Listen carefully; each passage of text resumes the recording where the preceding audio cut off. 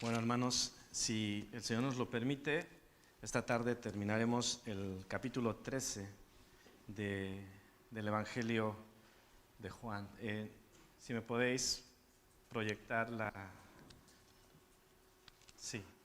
Bueno, el título es La marca del discípulo y debemos tener presente un poco la historia, el relato que ya traíamos de la ocasión anterior. Judas había marchado, recordad que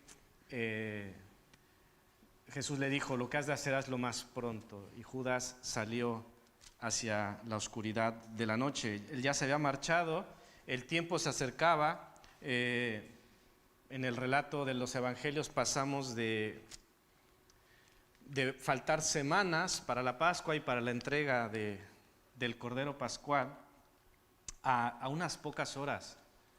Estábamos ya a unas pocas horas del arresto de Jesús, de lo que se conoce como la pasión de Cristo, ¿no? Esto estaba por comenzar, de hecho podemos decir que ya había comenzado. Hemos hablado de momentos duros. El Señor, entre comillas, entended, dejaba a sus discípulos. Ellos habían caminado con Él, habían pasado muchas aventuras, por decirlo de cierta forma, y ahora Él les dejaba. Y claro, era confrontante, era difícil. Y Jesús, según entiendo y encuentro en este pasaje, les deja algunos principios básicos, vitales e importantes para poder seguir adelante en tiempos tan adversos. Estos son los principios que estudiaremos basados en los versículos que ahí están indicados. El discípulo ha de conocer o de reconocer lo que no puede hacer. El discípulo ha de ser diligente en lo que sí puede hacer. Y el discípulo debe ser consciente de lo que realmente hay en su interior, en su corazón. Vayamos al primer punto. Jesús les decía, versículo 33, a donde yo voy, vosotros no podéis ir. Conciso, directo y claro. A donde yo voy, vosotros no podéis ir. ¿Cuántas veces les dijo, vamos a ir aquí, vamos a ir allá? Les dijo, sígueme. Pero en este momento es un poco lo contrario. Ahora no podéis venir conmigo, porque a donde yo voy, vosotros no podéis ir. Al menos no por ahora. Jesús no es la primera vez que dice esto, aunque la ocasión anterior lo había dicho a aquellos judíos incrédulos, aquellos judíos que le cuestionaban tanto. En el capítulo 7 y en el capítulo 8 dice 33 y 34, capítulo 7, entonces Jesús dijo, todavía un poco de tiempo estaré con vosotros e iré al que me envió. Me buscaréis y no me hallaréis, y a donde yo estaré vosotros no podréis venir. Capítulo 8, 21 dice, otra vez les dijo Jesús, yo me voy y me buscaréis, pero en vuestro pecado moriréis. Esto no se lo decía a sus discípulos, se lo decía a los judíos incrédulos. A donde yo voy, vosotros no podéis venir. Claro, en aquel momento, aquellos judíos decían, pues, ¿a dónde va? ¿A qué se referirá? ¿Por qué dice esto? De hecho, dice el siguiente versículo, 8:22, dice, decían entonces los judíos, ¿acaso se matará a sí mismo? Que dice, a donde yo voy, vosotros no podéis venir.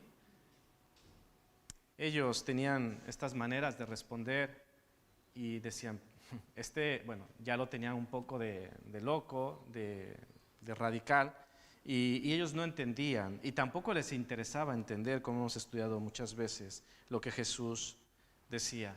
De momento, el punto, la situación es que Jesús decía que ellos no podían venir con Él, y eso debía bastar. No podéis. Las preguntas estaban ahí, ¿pero por qué? Pero de momento debía bastar lo que decía el Señor. Pedro, conocemos ese temperamento, no hizo caso de esa advertencia. Él quiso ir más allá y se vino a meter en un problema, en una confrontación. El Señor tuvo que regañarle, si se puede decir de esta manera. Como ya hemos dicho, venían cosas difíciles, el Señor Jesús sería arrestado, sería crucificado, eran momentos difíciles, pero sobre todas las cosas, Jesús, como dice el versículo que hemos leído, 7:33 y 34 dice, iré al que me envió. Vosotros no podéis venir, al menos no ahora. Ya vendréis, voy a preparar morada y vendréis, pero ahora no podéis venir. Pero si nos ponemos en situación, vamos a tratar de ubicarnos en el momento, los discípulos, Jesús, el tiempo que han pasado, los lazos que se han hecho entre ellos, pues quizá también estaba el deseo de, Señor, aún en los momentos duros queremos estar contigo. Recordemos cuando iban a donde Lázaro y fue Tomás el que dijo, bueno, vamos, aunque haya peligro, ¿no? Aunque muramos en el intento, por decirlo de esta manera. Entonces, ellos le habían seguido a todas partes y habían afrontado distintas cosas, y Judas entre ellos, por cierto. ¿Qué podemos sacar de este primer punto?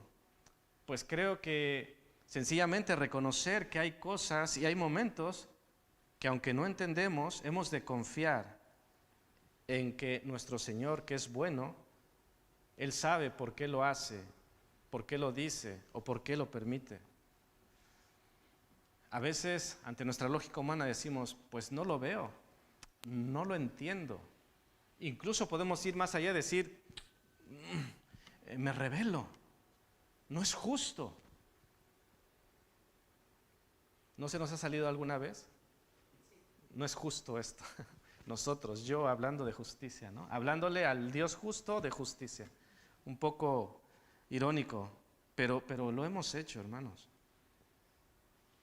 Y aprovechando la situación de que hemos de reconocer quién es Dios y que Él es autoridad y que Él es soberano, aunque haya cosas que no entendamos, tenemos que decir, sí, Señor.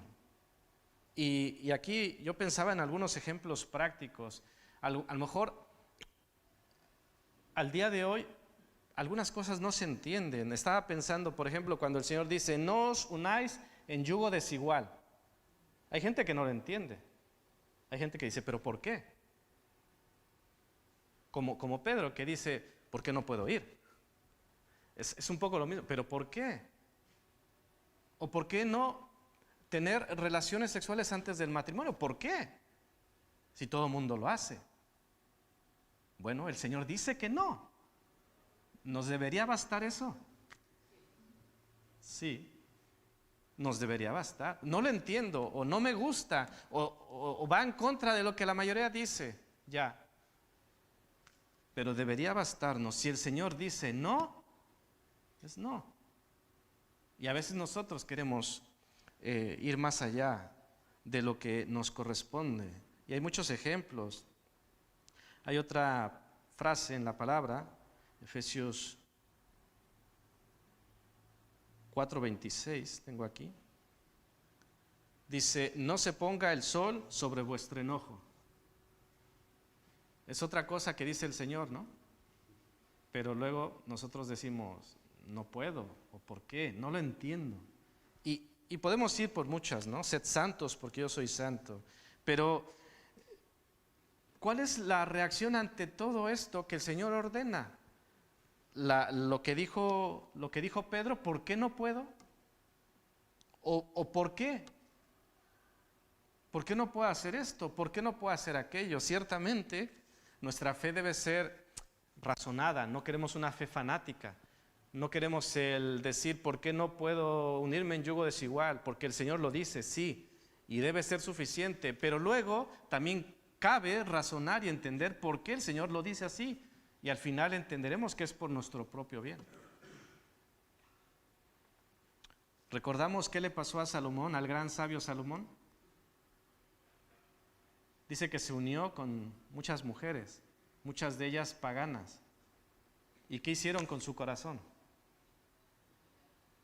Se desvió. Un hombre que era rey sobre Israel, un hombre que era hijo de aquel hombre, David, que era conforme al corazón de Dios. Entonces, hermanos, ¿qué nos puede pasar a nosotros? ¿O qué riesgo? Pensemos, ¿cuál debe ser mi respuesta como discípulo ante lo que mi Señor dice, ¿puedo o no puedo hacer? Simplemente es decir, sí, Señor. Aunque no lo entienda. Habrá cosas que entendamos y hemos de intentar entenderlas, pero habrá cosas que no vamos a entender. Habrá cosas que nos costará asimilar, pero aún en esas situaciones toca decir, sí, Señor. Bueno, el discípulo ha de ser diligente en lo que sí puede hacer. Hemos visto lo que no puedes hacer. No puedes venir conmigo, no puedes venir ahora. Pero el Señor dice, hay una cosa que sí puedes hacer. De hecho, hay una cosa que sí quiero que hagas y que es muy importante. Que os améis, versículos 34 y 35, que os améis unos a otros como yo os he amado. Cuando el Señor dice, esto no podéis hacer, vemos incluso a aquellos judíos, bueno, ¿hasta dónde va? ¿Se va a quitar la vida o qué va a hacer? Y Pedro preguntando, ¿por qué no puedo ir contigo? Pero cuando el Señor dice que os améis unos a otros como yo os he amado, al menos el pasaje no nos muestra que haya habido una pregunta. Y en todo caso, ¿qué preguntaríamos?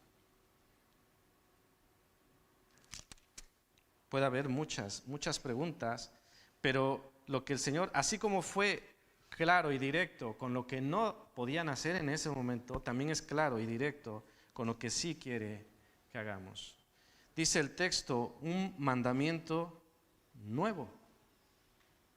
Estaba leyendo y los comentaristas coinciden en que en cierta manera puede decirse que no es un mandamiento nuevo, en cierta manera, porque amar a otra persona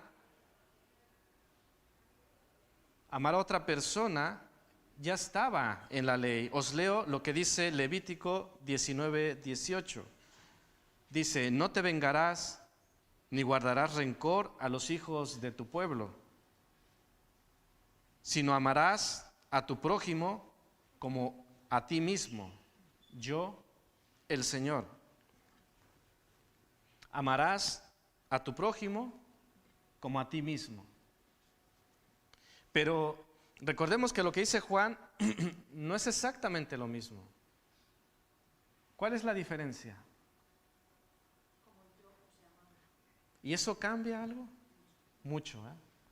No es lo mismo amar a mi prójimo como a mí mismo que amar a mi prójimo como el Señor nos ha amado. Esto sí que era nuevo, esto sí que era revolucionario. Como yo os he amado. Pregunto, ¿cómo nos ha amado?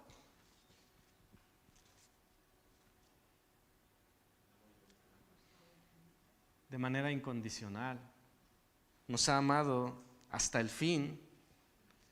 Nos ha amado hasta la muerte, hasta dar su propia vida en lugar de nosotros. Eso sería un buen momento de reflexión. Un momento que tengas en casa. ¿Cómo nos ha amado? ¿Cuánto me ha amado? ¿Hasta dónde me ha amado? Y reflexionemos en las respuestas que vengan a nuestra mente. Pero como al dar respuesta a esta pregunta, ¿cómo nos ha amado? ¿Cuánto nos ha amado? El listón se pone bastante alto. Y luego recuerdo que él me dice, de esa manera has de amar tú, o sabéis de amar los unos a los otros. Y entonces viene a mi mente otra pregunta, ¿es demasiado? ¿Puede alguien amar así?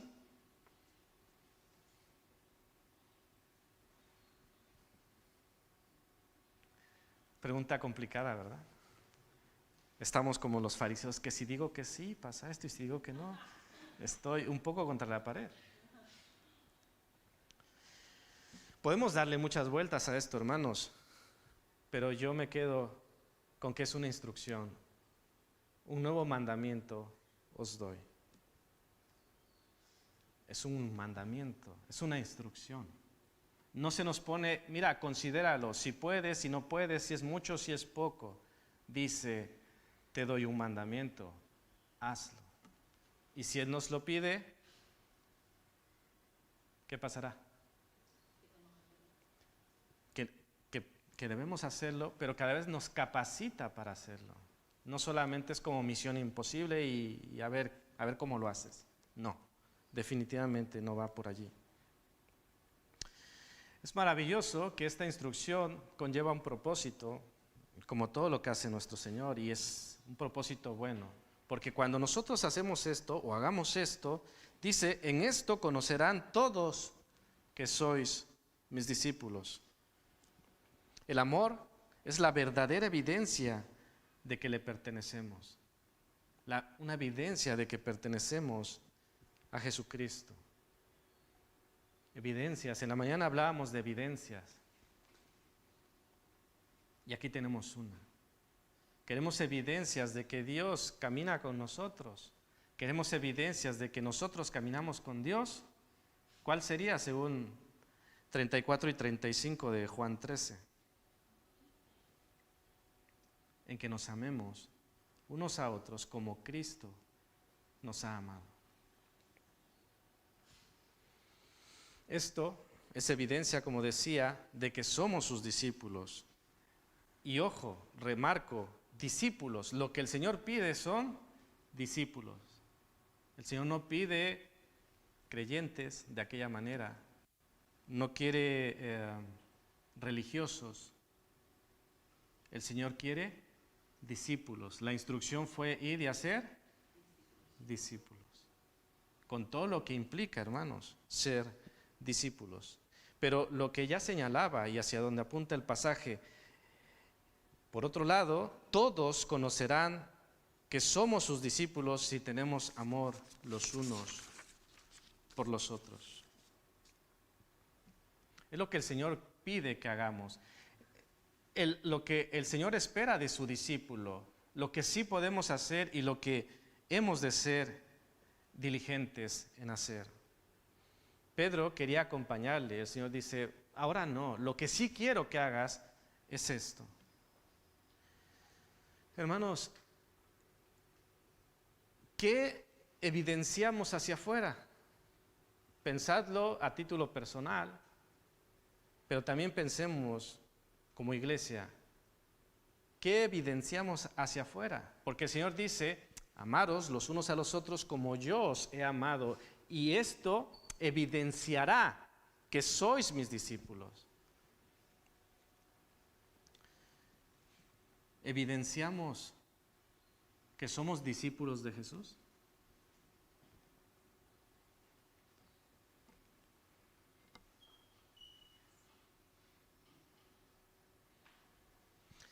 ¿O las disputas, las divisiones, las envidias son lo que se evidencia?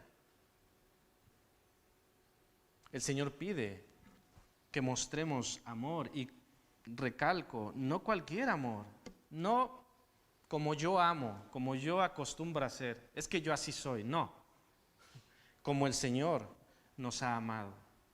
Y para eso hay que aprender, para eso hay que buscarle, porque hermanos, no sé vosotros, pero yo de mí no tengo esa capacidad de amar de aquella manera.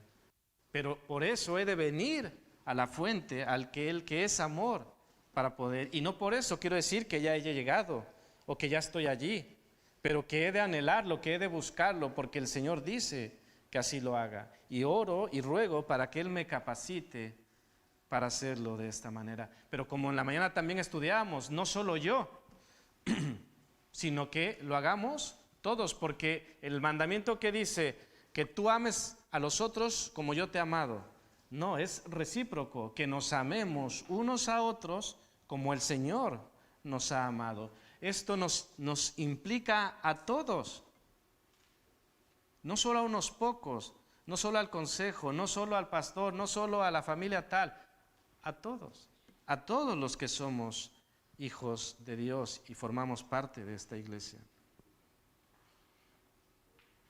En esto conocerán que sois mis discípulos. Muchas veces, hermanos, la gente, no sé si habéis escuchado esta frase, la gente no quiere saber de Dios.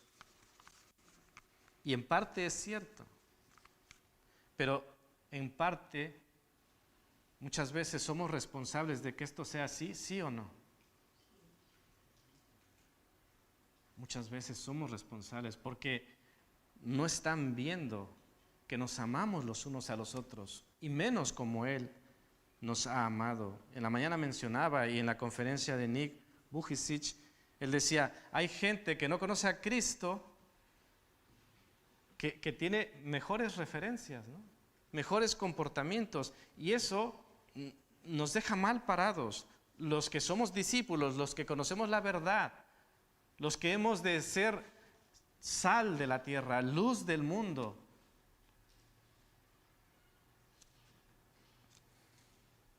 Hermanos, recordemos, esto es un mandamiento del Señor.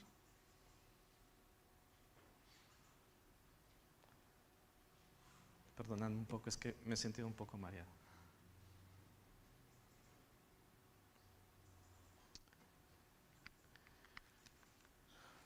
El discípulo, punto número 3, debe ser consciente de lo que realmente hay en su interior.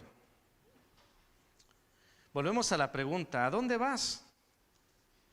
Y yo reconozco, y creo que hemos de reconocer, de que no suena tan fuera de lugar.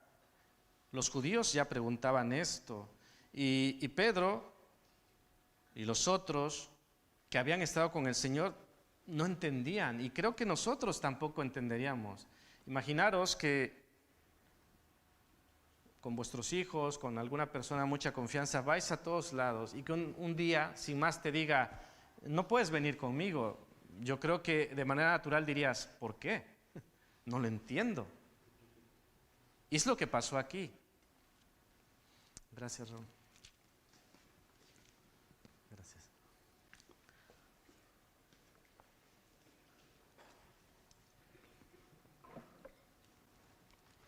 Pero Pedro necesitaba una explicación. ¿Por qué no puedo? Pedro estaba convencido de lo que él sentía. Pedro tenía claro, según él, según su entender, lo que había en su corazón. Y él decía, mi vida pondré por ti. Si estoy dispuesto a esto, ¿por qué no puedo ir contigo? Estoy dispuesto. De hecho, recordemos lo que pasó en el huerto de Getsemaní con Malco.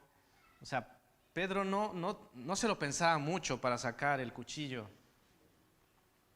Era un tipo que a lo mejor no se pensaba mucho las cosas. Y en su razonamiento él dice, Señor, no sé, no entiendo, ¿por qué? Mi vida, soy capaz de poner mi vida por ti. Hay una situación que hemos de aprender aquí como discípulos. No siempre lo que pensamos que somos o lo que pensamos que somos capaces o haríamos es la verdad. Y esto, hermanos, creo que debe dejarnos algo en qué pensar. Pedro fue confrontado por el Señor y le tuvo que revelar la verdadera condición de su corazón. Porque engañoso es el corazón más que todas las cosas. Y el propio Pedro, que había caminado con Jesús, estaba engañado de lo que era capaz de hacer. Jesús le dijo la verdad, ¿tú crees que darías tu vida por mí? Y yo te voy a decir lo que vas a hacer. ¿Y sabes qué vas a hacer? Hasta 3 veces me vas a negar. Y no toca ahora, pero cuando lleguemos allí veremos la manera en que le niega. No fue como, ¿le conoces? No. ¿Le conoces? No. No. Fue, como dicen algunos, increchendo, ¿no? Primero, no. Y luego, ya te he dicho que no. Y la tercera es un poco peor. Pedro decía, yo moriría por ti. Y en la realidad le negó hasta 3 veces.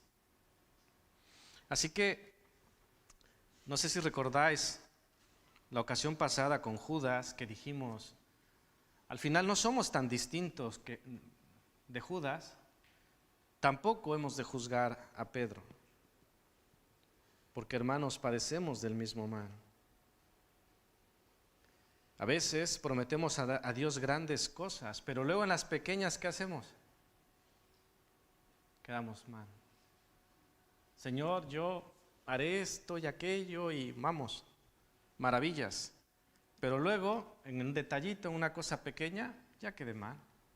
Y dice el Señor que en lo poco, bueno, no lo dice tal cual, que en lo poco se ve lo mucho, pero si en lo poco hemos sido fiel, en lo mucho nos pondrá. Hermanos, pregunta interesante, si el engañoso es el corazón del hombre y yo puedo estar engañado, ¿cómo puedo saber lo que hay realmente en mi corazón?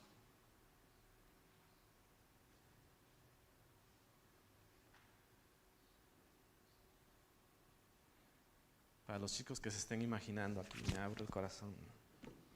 No va por allí. ¿Sí, María? A la luz de la palabra, con aquella lámpara, ¿verdad? Que nos revela la verdad. Por los frutos. El otro día hablábamos de frutos de labios, de arrepentimiento, frutos de justicia, fruto del Espíritu Santo. Todo esto va revelando lo que realmente hay en nuestro corazón. ¿Qué haremos, hermanos? ¿Qué haremos si estamos engañados? Jesús tuvo que revelarle a Pedro su condición y Él lo va a hacer lo mismo con nosotros. Él nos revela la verdadera condición de nuestro corazón. Pero ¿a dónde hemos de ir? A Jesús. Y en este caso Pedro lo tenía ahí al lado. Nosotros también, en la oración, en su palabra, su Santo Espíritu mora en nosotros. El Señor está allí. Pidámosle que nos revele la verdadera condición de nuestro corazón. Que no haya el engaño en nosotros. Porque ya lo mencioné el otro día, Pablo, fariseo de fariseos, él estaba también engañado. Él creía que luchaba por Dios. ¿Y qué estaba haciendo en realidad? Estaba haciendo un estorbo a la obra de Dios. Y dices, ¿pero cómo es esto? Si yo estoy luchando, si yo creo en Dios, si yo tengo un celo por el Señor. Y cuando Jesús le dice, Pablo, ¿por qué me persigues? Perseguirte, no, si al contrario, si yo estoy persiguiendo a estos malos, por decirlo de una manera. Y Jesús le revela, no, Pablo, me persigues a mí en realidad. Entonces quien revela la condición de nuestro corazón es Jesús. Necesitamos ir a Él, encontrarnos con Él, para que nos revele no solo la condición de nuestro corazón en un sentido de engaño, sino para que nos revele nuestro propósito. Porque también en ese encuentro con Pablo, ¿qué le dijo Jesús? Eres instrumento. Tengo un propósito para ti. Y nosotros, como también, perdón por tanto recordarlo de la mañana, pero lo tengo fresco, tenemos un propósito dado por nuestro Señor. Vamos a sacar algunas conclusiones. En este primer punto podríamos pasar mucho tiempo. Es una pregunta profunda. ¿Cómo glorificar a Dios? Aquí no está planteada como pregunta, pero si la hacemos pregunta, la respuesta es muy amplia. ¿Cómo podemos darle a Dios algo que desde el principio ya es de Él? ¿La gloria es de Dios? Entonces, ¿cómo le doy gloria? Pero no nos vamos a complicar, es una pregunta profunda, es un tema amplio, pero yo solamente me quiero abocar a lo que Jesús dijo en Juan 17:4. Yo te he glorificado en la tierra, decía Jesús al Padre, he acabado la obra que me diste que hiciese. En este sentido, a la luz de este texto, ¿cómo glorificó Jesús al Padre?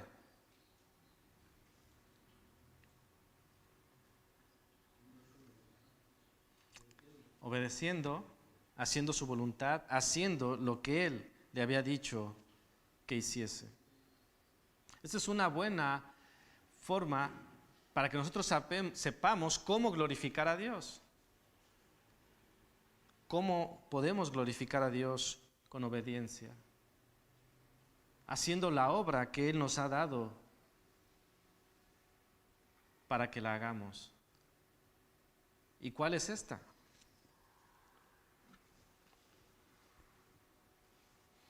¿Qué nos ha llamado a hacer? En sentido general podríamos decir creer en Él, amarle con todo nuestro ser, pasar tiempo con Él, testificar, vivir en santidad, etc. Y muchas cosas más. Y no nos equivocaremos al decir esto. ¿A qué nos ha llamado el Señor? Pero también hay un llamado, decía Éxodo 33, yo te conozco por tu nombre. De manera particular, ¿qué te ha llamado a hacer?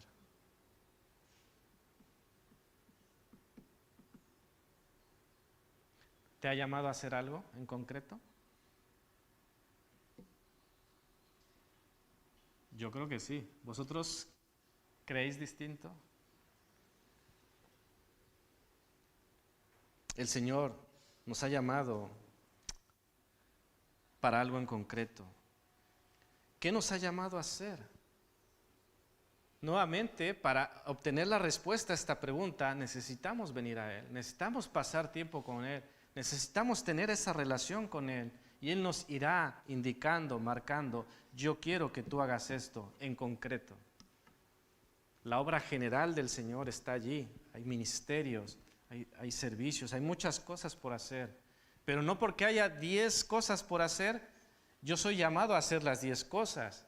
A lo mejor el Señor me llamó a hacer solo una, o a colaborar para que se haga una. Y como iglesia nos ha llamado a hacer, por decir una cantidad, esas 10 cosas. Y nos ha capacitado para que como iglesia podamos cubrir esas 10 cosas. Muchas veces, hermanos, se dice, demos gloria a Dios de esta o de otra manera. Pero debemos tener presente que si no estamos andando por el camino de la obediencia, por el camino que Él nos ha señalado, hermanos, todo lo que hagamos no le glorificará. Lo debemos tener claro. Puede ser una canción muy bonita, pero si no estamos en obediencia, no le va a glorificar. Y puede ser una canción, entendedme lo que quiero decir, no tan bonita, no tan técnicamente perfecta, pero si andamos en obediencia, ¿qué va a pasar? Va a glorificar a Dios. Esto no quiere decir que hay que hacerlo mal, no, hay que buscar hacerlo lo mejor posible, pero que antes que eso es caminar con el Señor, que estemos en cercanía, en comunión con Él. Porque si no, Él no va con nosotros, como estudiamos en la mañana, de nada sirve movernos, de nada sirve este culto, de nada sirve cada actividad, de nada sirve nada si el Señor no camina con nosotros. Asegurémonos de que Él camina con nosotros, asegurémonos, clamemos como hacía Moisés. Señor, si tú no vas con nosotros, más vale que no nos movamos. Señor, si tú no vas a estar entre nosotros, Señor, vayámonos a nuestras casas.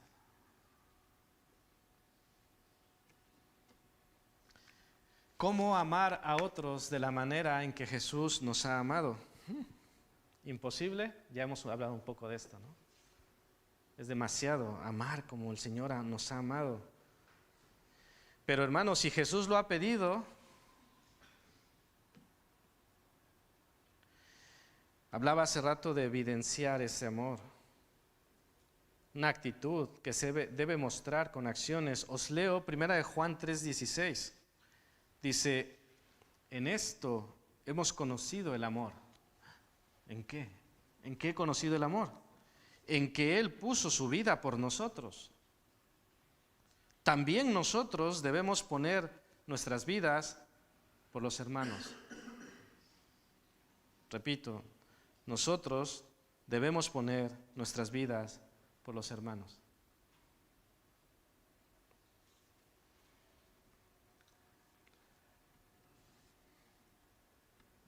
¿Demasiado? ¿Lo haríamos por unos hermanos y por otros no? ¿O por ninguno?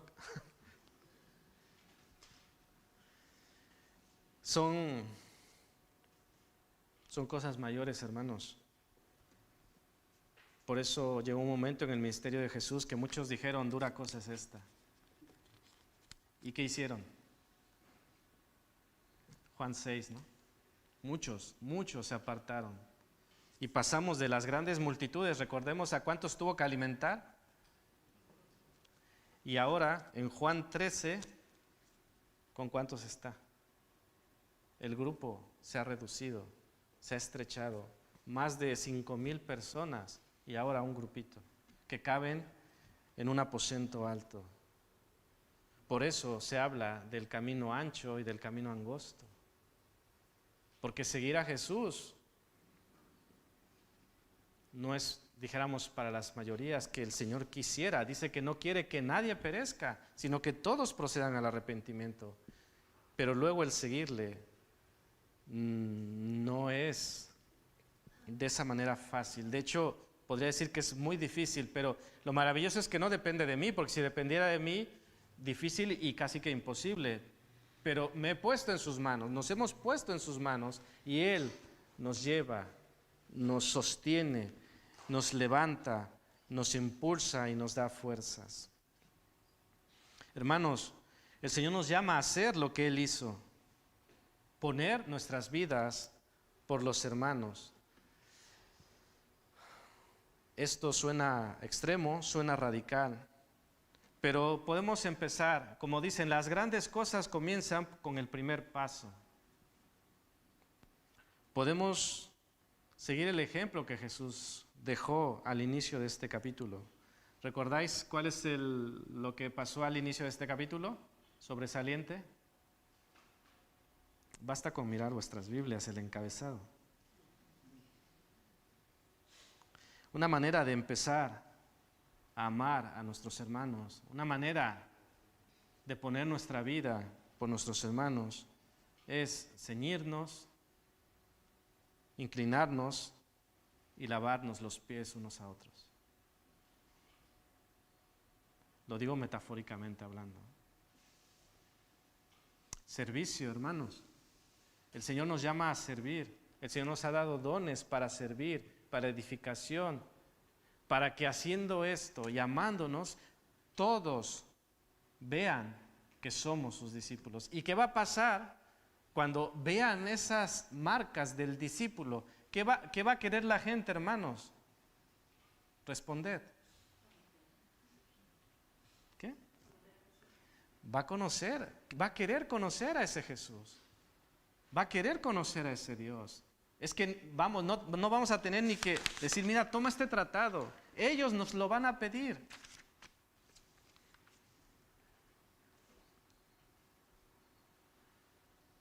Pero necesitamos obedecer, hermanos.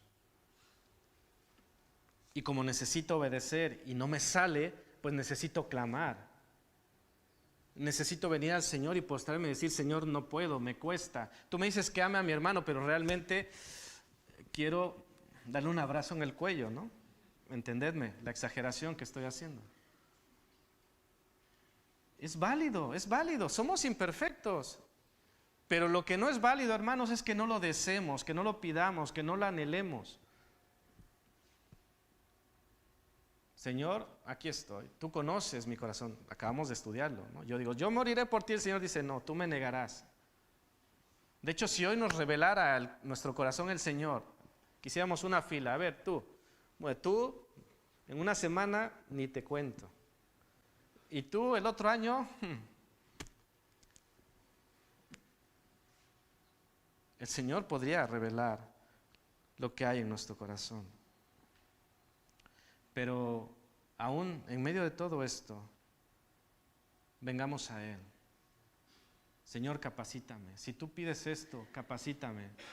Si tú quieres servicio, ayúdame, muéstrame, indícame, dame la fuerza, ayúdame a administrar el tiempo, porque el enemigo va poniendo, que no puedes, que no tienes tiempo, que estás muy ocupado, todo. Pero el Señor dice, amaros. El Señor dice, serviros. Hermanos, podemos poner todas las excusas, pero la ordenanza del Señor se sigue sosteniendo. Hemos hablado de una ordenanza y está bien, pero no es lo único. O sea, esta ordenanza sí, pero esta no, ¿no? La ordenanza de venir y compartir el pan, sí, pero eso de amar a mi prójimo, a mi hermano, como Cristo me ha amado, eso puede esperar, ¿no? Y si esto lo hacemos una vez al mes, lo otro lo hacemos una vez cada 30 años, ¿no? ¿Cómo poner nuestra vida por Él? Decía Pedro, mi vida pondré por ti. Hemos visto, bueno, que Pedro le negó 3 veces. Y yo pregunto, hermanos, ¿cuántas veces le habré negado yo? ¿Has contado las veces que le has negado? Y hay muchas formas de negar. La directa, ¿tú eres cristiano? No, yo no soy cristiano. Pero ¿qué otras formas hay de negar a nuestro Señor?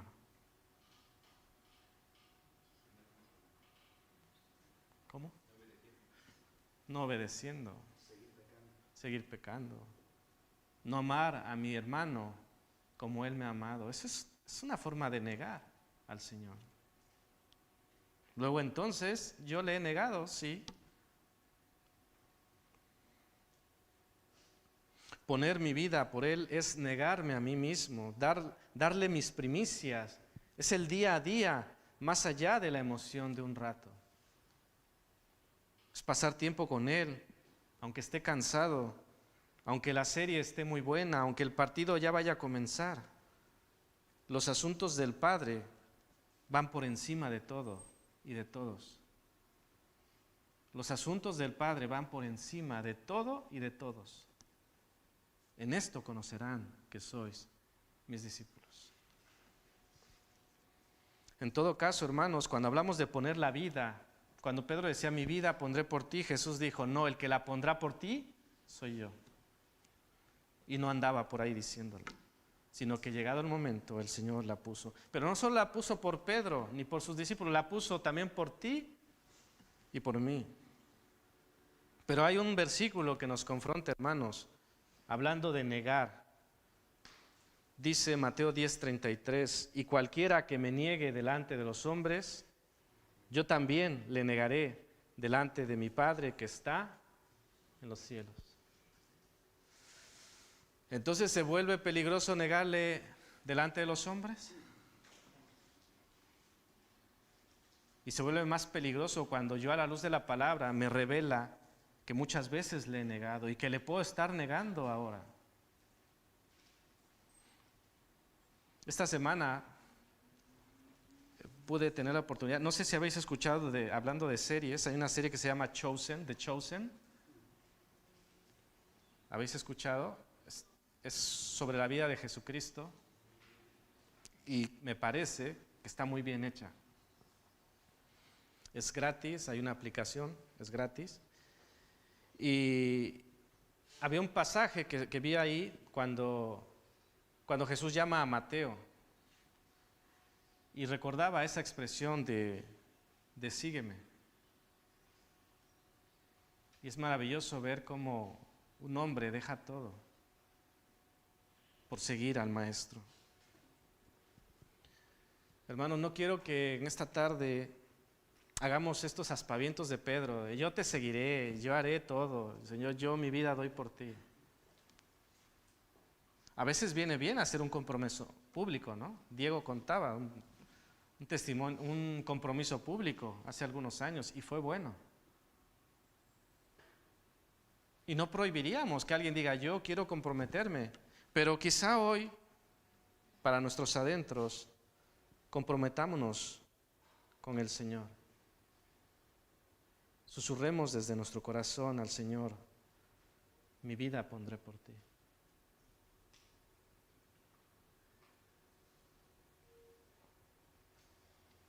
Señor, mi vida pondré por ti. Y que estos principios que el Señor dejó a sus discípulos son muy presentes, muy válidos y muy actuales para nosotros también. Hermanos, amémonos como el Señor nos ha amado. Y así, que así conozcan los demás, que así conozcan todos que somos sus discípulos, para que viendo nuestras buenas obras, glorifiquen a nuestro Padre que está en el cielo. Que el Señor nos bendiga.